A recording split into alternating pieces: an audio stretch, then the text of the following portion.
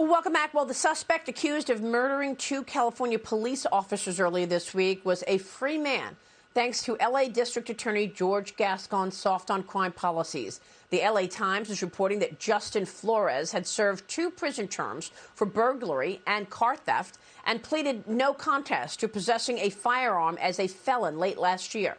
The weapons charge could have sent the career criminal back to prison for 3 years, but instead he was sentenced to just 2 years probation and 20 days of time served.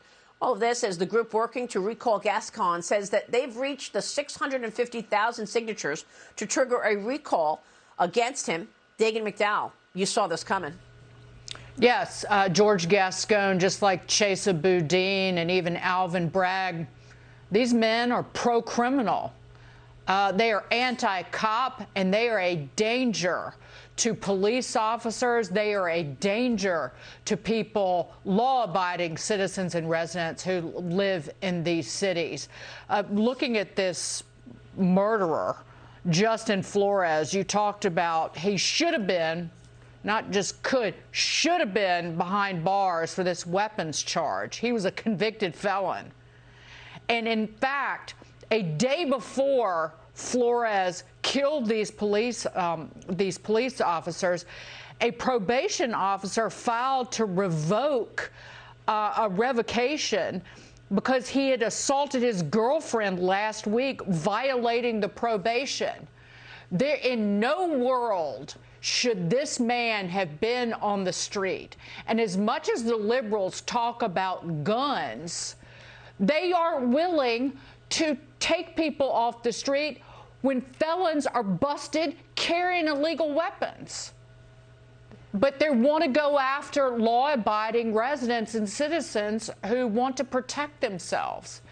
It is a world of insanity that is facing reality, and that starts with getting rid of these district attorneys. Yep. Mark, there has been no movement on the cashless bail. That is one of the major problems here.